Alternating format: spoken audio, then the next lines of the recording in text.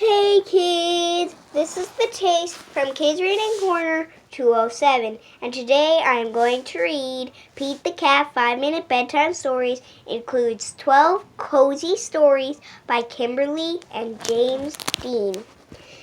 Pete the Cat and the Surprise Teacher. Pete wakes up and stretches. It's time to get ready for school. Pete eats his breakfast, he puts on his red shoes and his backpack, and he grabs his lunch. Ready to go? Pete's dad asks. Pete looks around. He doesn't understand why his dad is taking him to the bus. Where's Mom? Pete's dad smiles. She has a surprise for you. Pete climbs on board to the bus and finds a seat next to Callie. Hi, Pete. What's new? Callie asks. My dad brought me to the bus this morning. Pete says he says my mom has a surprise for me. I wonder what it is. The bus pulls up to the school and Pete and Callie get out. As soon as they get to their classroom, Pete sees the surprise. His mom is standing at the front of the room. Hi, class, she says. I'm Mrs. Cat. I'm the substitute teacher today. Pete grins. Groovy! Pete's mom takes attendance. She reads the morning announcements. Finally, it is time for lessons to begin. I'm going to need all of your help today, Pete's mom tells the class.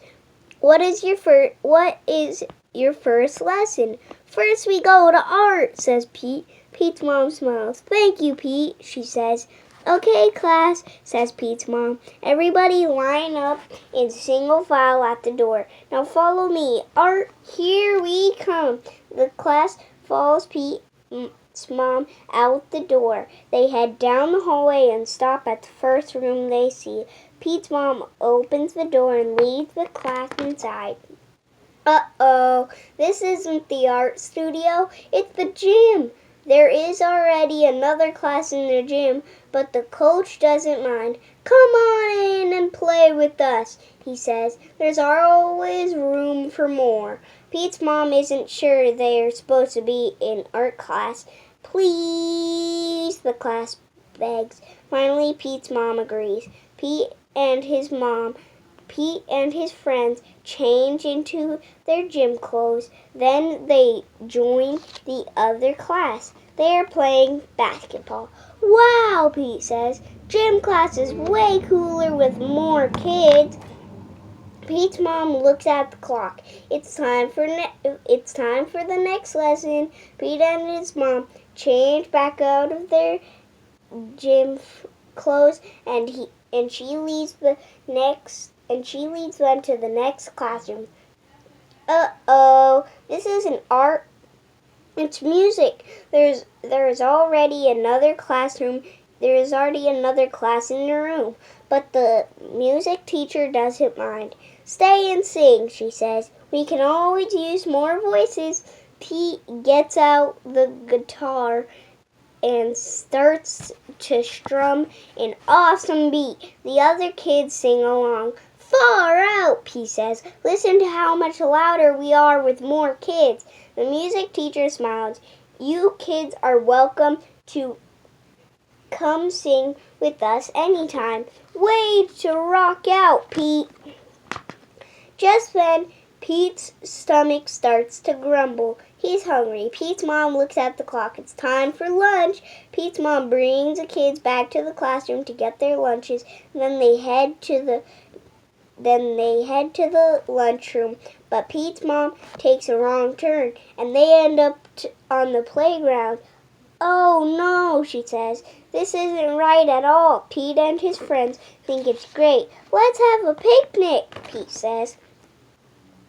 When they are done eating, Pete and his friends clean up the picnic. Now it must be time for art, Pete's mom says. Pete and I keep going to the wrong room. Can you lead the way this time? Pete leads the class to the art room. When they get there, they find another class already hard at work. I'm sorry we're late, Pete's mom tells the art room teacher. I got a little confused. Is there enough room for us to join you? The art teacher shakes his head. Sorry, he says. We're all out of space. Besides, the day's almost over. Bummer, Pete says. Now what do we do? Pete's mom leads the kids back to the classroom. I'm sorry you missed art today, she says. Just then Pete has an idea. We didn't make it to the art studio, but we can still do art here, he says. Look, we've got everything we need. Crayons, paper, scissors. Pete's mom thinks that's a great idea. Okay, she says, we'll make our own art. Pete gathers his friends together. He has a plan. The kids start drawing cat faces. Pete colors them in, and Callie cuts them out. On the other side of the room, Pete's friends write something on a big piece of paper. Finally, their project is done. Surprise! The class shouts. They made a banner for Pete's mom. Pete's mom is touched. No one has ever done anything so nice for her. We may have done things all wrong today, Pete says, but we had the grooviest day ever. Thanks for being our teacher. Pete hugs his mom. And thank you for being my mom, he whispers. The end. Well, what did you think of that book, kids? Well, I thought it was a great book because Pete's mom was the substitute and she kept on leading them to the wrong classroom, and she let them lead her to the classroom this time, and they missed it, but then they had art and gave her a banner. Well, the end. Thanks for listening, and read lots.